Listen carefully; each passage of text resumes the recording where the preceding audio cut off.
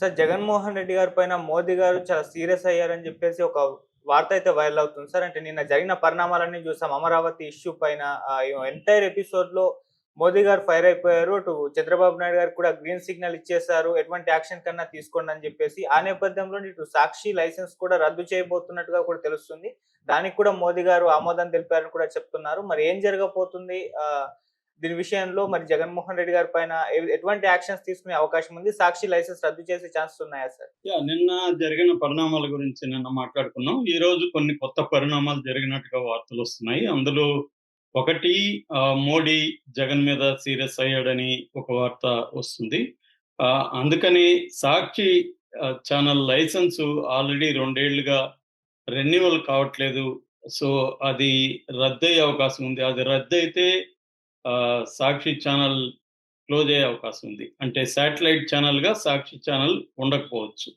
అయితే అప్పుడు యూట్యూబ్ ఛానల్‌గా ఉంటుంది. అయితే యూట్యూబ్ ఛానల్‌గా కూడా అనుకుంటే దాన్ని బ్యాన్ చేయొచ్చు. ఎందుకంటే మనం చూసాము పాకిస్తాన్, ఇండియా వార్ అప్పుడు చాలా యూట్యూబ్ ఛానల్‌ని అటు పాకిస్తాన్ నుంచి వస్తున్న యూట్యూబ్ ఛానల్‌ని, ఇటు ఇండియా నుంచి వస్తున్న యూట్యూబ్ ఛానల్‌ని చివరికి వైర్ లాంటి పత్రిక, వెబ్‌సైట్, మ్యాగజైన్స్‌ని కూడా వాళ్ళు బ్యాన్ చేశారు.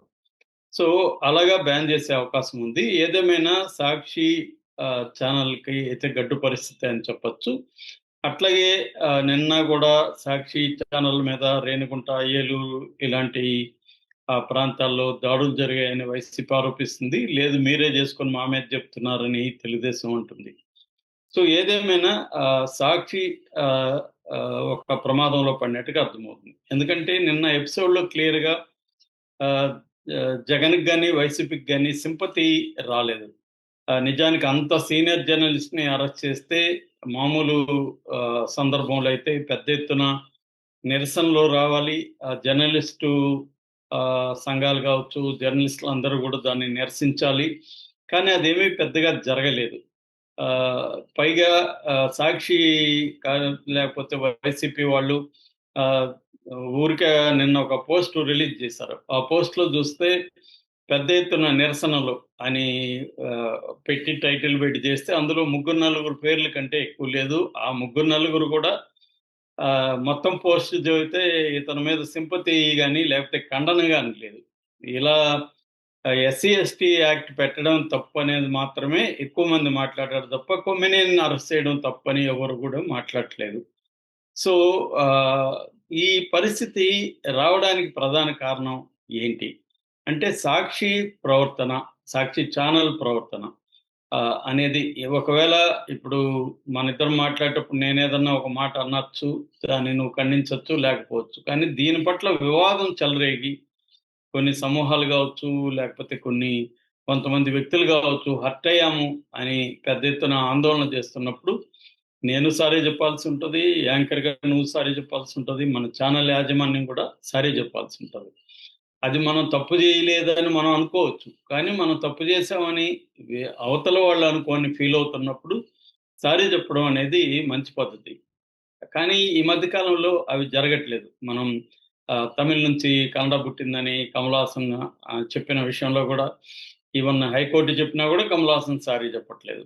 ఎందుకంటే దీని వెనక కొన్ని వ్యూహాలున్నాయి. ఇది చాలామంది ఏమనుకుంటారు, కమల్ హాసన్‌కి ఇగో అనుకుంటారు. లేకపోతే జగన్‌కి ఇగో, భారతిరెడ్డికి ఇగో అనుకుంటారు.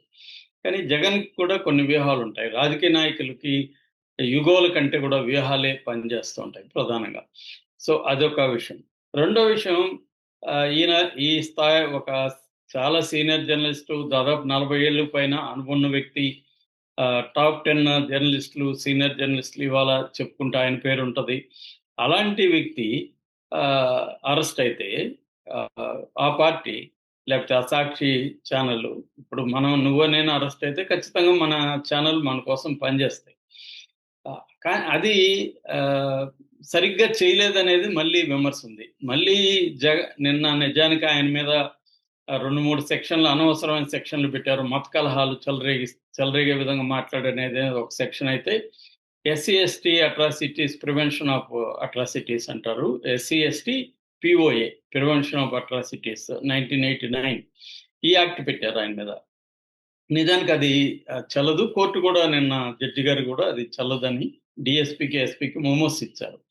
కానీ దీని మీద కూడా పెద్ద నిరసన రాలేదు.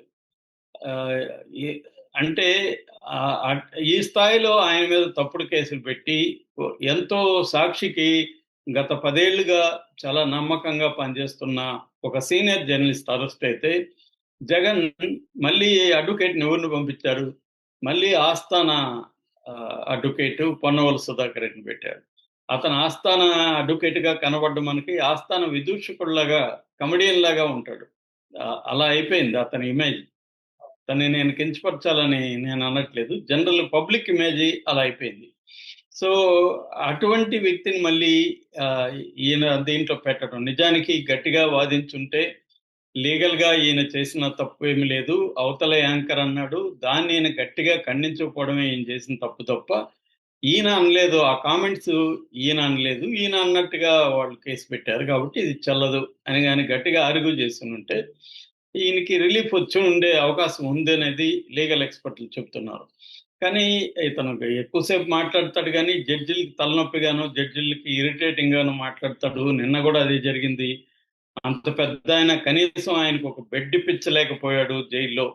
ఆహ్, జడ్జి గారు ఏమన్నారు, "బెడ్లు అందరికి ఇస్తే నీకు కూడా ఇస్తారా?" అని జెప్పారు. అందరికివ్వరు కాబట్టి ఆయనకు గూడా ఇవ్వరు. సో, ఆహ్, అంటే జగన్ ఎందుకు ఆహ్, ఇలాగా తమ అరెస్ట్ అయిన పెద్దవాళ్ళని ఆహ్, మళ్ళీ పొన్నవాళ్ళనే ఎందుకు ప్రయోగిస్తున్నాడు? పొన్నవాళ్ళు పదే పదే ఫెయిల్ అవుతున్నారు.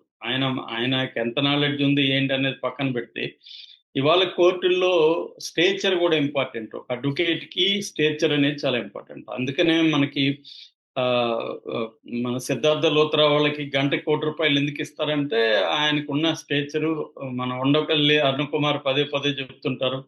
లండన్‌లో చదువుకొనొస్తారు. వాళ్ళ ఇంగ్లీషు, వాళ్ళ స్టైలు, వాళ్ళ వ్యవహారం చూసి జడ్జిలకి గూడా ఇదవుతుంది అనేది ప్రతిసారి అలా జరగకపోవచ్చు కానీ, ఈ అందరూ హ్యూమన్ బీయింగ్సే కాబట్టి ఖచ్చితంగా దాని ఇన్‌ఫ్లూయెన్స్ అనేది పనిచేస్తుంది. కానీ జగన్ అలా చేయట్లేదు. సో, ఆహ్, ఇది ప్రధానమైన యాస్పెక్ట్ అయితే. రెండో యాస్పెక్టు ఈ దూకుడు చూస్తుంటే, అంటే చంద్రబాబు ప్రభుత్వం దూకుడుగా వెళ్ళే పద్ధతి చూస్తుంటే, మోడీ క్లియర్‌గా గ్రీన్ సిగ్నల్ ఇచ్చాడు చంద్రబాబుకి. అందుకే ఇంత దూకుడుగా వెళ్ళగలుగుతున్నారు. లేకపోతే ఈ స్థాయి జర్నలిస్ట్‌ని అరెస్ట్ చేయడం, సాక్షి ఛానెల్ మీద ఆఫీసుల మీద దాడులు చేయడం, తర్వాత ఎవరినైనా మేము సహించము. మాకు చిన్న వ్యతిరేకత ఉంటే కూడా మేము అరెస్టులు చేసేస్తాము అనడము. ఆ వ్యక్తి నేరం చెయ్యని దాంట్లో గూడా నేరం చేసినట్టుగా కొన్ని సెక్షన్‌లు పెట్టేయడం. అవి కోర్టులు పదే పదే వ్యతిరేకిస్తున్నా గూడా మళ్ళీ అవే పెట్టుకుంటూ ఎళ్ళడం. నిన్న గూడా జడ్జి గారు అదే అన్నారు. మేము పదే పదే చెప్తున్నాం మళ్ళీ ఎందుకు పెట్టారని డీఎస్పీకి, ఎస్పీకి మెమోరీ ఇచ్చారు. అయినా ఎందుకు ఇలా చేయగలుగుతున్నారంటే దీని వెనక ఆహ్, మోడీ గ్రీన్ సిగ్నల్ ఉంది. మోడీ గూడా జగన్ పట్ల ఆహ్, కోపంగా ఉన్నాడు అనేది చెప్తున్నారు. సో, ఓన్లీ ఏందంటే అయితే చాలా మందికొచ్చే డౌట్ ఏందంటే మరి అంత ఇదున్నప్పుడు జగన్‌ని ఈ పాటికి అరెస్ట్ చేయాలి గదా! ఎందుకు అరెస్ట్ చేయట్లేదని. దానికి కూడా ఏందంటే టైమింగ్ అనేది వెరీ ఇంపార్టెంట్. ఇప్పుడే జగన్‌ని అరెస్ట్ చేయడం వల్ల ఆహ్, ఆహ్, 2 రకాల ఇబ్బందులు చంద్రబాబు ప్రభుత్వానికి ఉన్నాయి. ఒకటి జగన్‌కి సింపతి వచ్చే అవకాశం ఉంది. జగన్ జైలులో ఎళ్తే. 2 ప్రతిపక్షం అనేది ఎప్పుడూ ఉండాలి. ఎంతో కొంత ఉండాలి. ప్రతిపక్షం లేకపోతే డైవర్షన్ పాలిటిక్స్ ఆడలేరు ఎవరు గూడా. సో, డైవర్షన్ పాలిటిక్స్ ఆడాలంటే ప్రతిపక్షం అనేది ఎంతో కొంత ఉండాలి. ఆ ప్రతిపక్షాన్ని ఇబ్బంది పెడుతుండాలి. ఏదో ఒక గొడవ జరుగుతుండాలి. మనం గాని ఆహ్, ప్రపంచ చరిత్రలో చూస్తే గూడా అమెరికా కోల్డ్ వార్ తర్వాత అంటే కోల్డ్ వార్ అంతమైన తర్వాత అంటే రష్యా, యూఎస్ఎస్ఆర్ కూలిపోయిన తర్వాత వాళ్ళకొక ఎనిమీ లేకుండా పోయాడు. అప్పుడు వాళ్ళేం జేశారంటే ముస్లిం సమాజాన్ని, ముస్లిం అరబ్ కంట్రీస్‌ని ఎనిమీస్‌గా క్రియేట్ చేసుకోగలిగారు అమెరికా గూడా. అందుకని creating the enemy is very important అని హంటింగ్టన్ లాంటి పొలిటికల్ సైంటిస్ట్‌లు గూడా రాశారనమాట.